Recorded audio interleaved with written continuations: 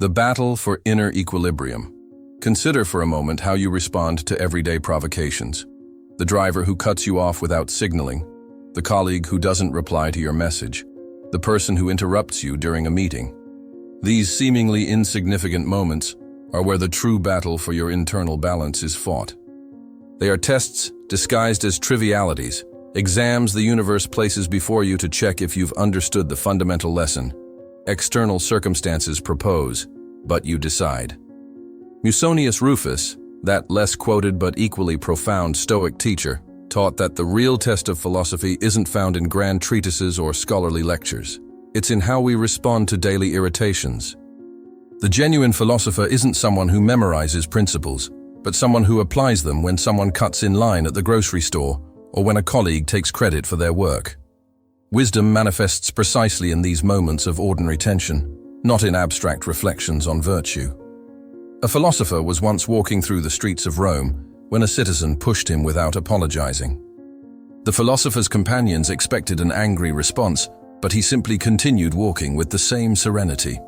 When asked why he hadn't demanded an apology, he replied, "Should I waste my time teaching manners to someone who clearly doesn't want to learn them? My peace is worth more than my wounded pride." This anecdote perfectly illustrates the Stoic principle. What happens is not as important as our response to it. Building your emotional fortress. Imagine your tranquility as a walled kingdom. Each time you react automatically, you lower the drawbridge and allow invaders to enter. Over time, these invaders, worries, offenses, irritations, accumulate until they occupy all available space. Stoicism proposes a different strategy. Keep the drawbridge raised, observe visitors from the battlements, and consciously decide whom you allow to enter. Maintaining our composure begins with mastering what's closest, ourselves. Before trying to influence the world, we must conquer that small but infinite space that is our mind. This conquest isn't a one-time event, but a constant practice, daily training in the gymnasium of self-mastery. Stoicism describes our moral development as a series of concentric circles, first mastering our reactions, then our close relationships, and finally, our interaction with the entire world. Zeno of Citium, founder of Stoicism, maintained that every disturbing emotion arises from a mistaken evaluation of reality. Anger doesn't come from facts themselves, but from our interpretation of them as unjust or intolerable. When someone interrupts us, it's not the interruption that produces anger, but our judgment that no one should interrupt me. This revolutionary understanding places power back in our hands. If our judgments create our disturbances, then modifying those judgments can restore our tranquility.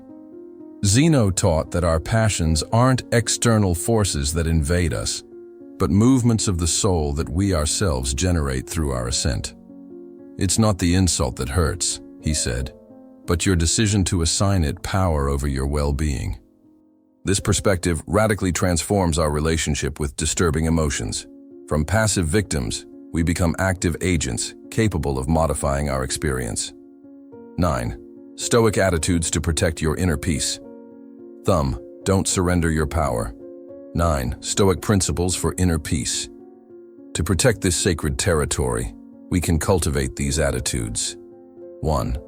Breathe before reacting. The space between stimulus and response is the secret garden of freedom. That brief instant where you decide not to be carried away by impulse contains more power than any clever response or counterattack. Marcus Aurelius constantly reminded us that we can stop automatic reactions, create distance, and choose.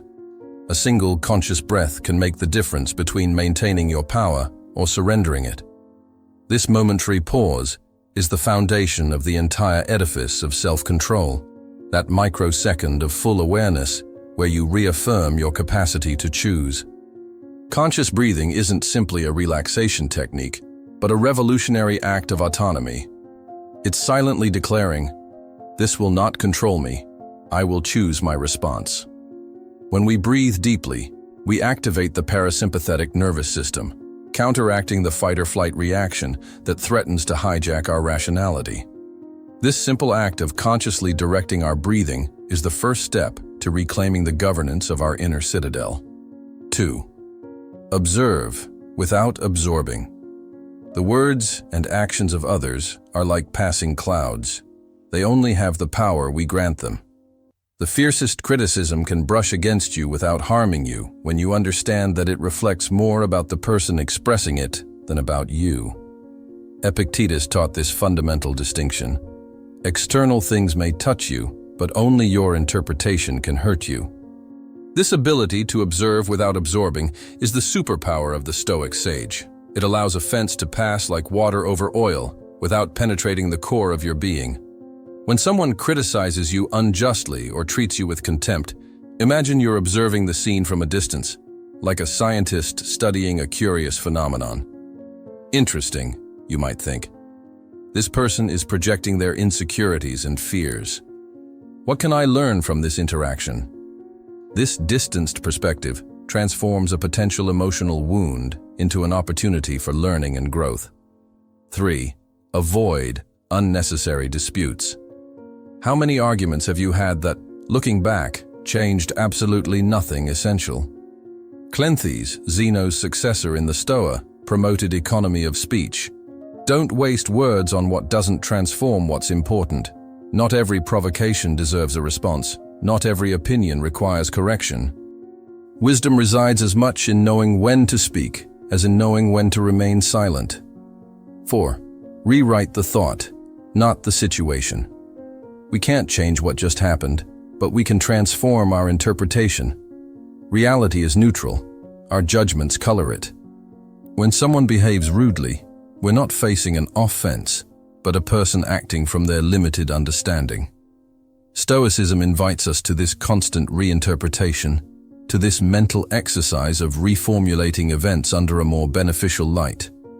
Imagine you find yourself trapped in a traffic jam. The automatic interpretation might be, "What bad luck. I'm going to be late and look bad." A Stoic reformulation would be, "This delay offers me unexpected time to reflect or listen to that podcast I've been postponing.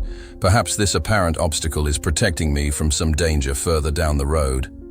This practice of reinterpretation isn't a simple mental game. It's a powerful tool for transforming our experience of reality. 5. Don't expect others to act as you would. Expecting awareness from those who don't cultivate reason is the surest source of frustration. Expectations are promises we make to ourselves about a future we don't control. Seneca emphasized that much of our peace depends on understanding that each person acts according to their own value system, not according to ours. This understanding frees us from the constant disappointment we feel when others don't meet our unexpressed expectations. Seneca, in one of his letters to Lucilius, relates how he faced the constant noise from public baths located beneath his dwelling.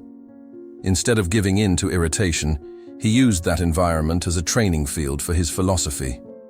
He didn't seek external silence, but inner serenity amid the hustle and bustle. For Seneca, what is annoying, like noise, should not be taken as a personal offense, because everything acts according to its nature. Just as water wets and fire burns, noisy people simply behave according to their disposition. This perspective doesn't justify inconsideration, but teaches that our peace depends more on how we respond than on what happens around us. True strength isn't manifested when you win an argument. It appears in that silent moment when you decide you don't need to win it. It's the subtle but unbreakable power of one who consciously chooses their battles, recognizing that the greatest victory is preserving inner peace in the face of the temptation of reactivity. 6. Master your body to master your mind. The body reveals anger before the mind understands it. When you feel the first signs of irritation, consciously loosen your jaw, relax your shoulders, breathe deeply. Chrysippus, one of the great systematizers of Stoicism, pointed out the importance of this feedback between body and mind. By modifying physical expression, we also alter emotional state. This direct bodily intervention short-circuits the emotional escalation cycle before it gains momentum. Chrysippus observed that emotions aren't simple mental states, but complex psychophysical interactions. When we adopt the physical posture of tranquility, relaxed shoulders, measured breathing, serene facial expression. We're sending signals to our brain that there's no danger, no threat requiring an aggressive response. Practicing this bodily awareness in moments of calm prepares us to apply it effectively in tense situations. Imagine you're in a tense meeting where someone questions your professional competence. Instead of reacting defensively, you direct your attention to your body. You loosen the jaw you had unconsciously tightened, lower the shoulders you had raised in tension, breathe deeply, filling your abdomen. This simple bodily ritual gives you the space necessary to respond with dignity instead of reacting with hostility. 7. Distance yourself from what unbalances you. Continuous presence in toxic environments gradually corrodes the soul. No mental fortress, however powerful, can indefinitely resist exposure to constant negativity. Epictetus advised his students to carefully choose their company because, like ink in water, external influences imperceptibly stain us. This precaution doesn't arise from fear, but from wisdom that recognizes our human limits. Epictetus, who had experienced slavery firsthand, understood like few others the value of inner freedom. However, he also recognized that we are permeable beings, influenced by our environment. If you spend too much time with someone who has soot, he warned his students, you'll end up with black marks, even if you don't have soot. This metaphor illustrates a profound truth. The environments and people with whom we associate subtly transform us, often without our noticing. The distance that Stoicism invites us to cultivate doesn't imply social isolation or indifference toward others. It's more about prudent selectivity.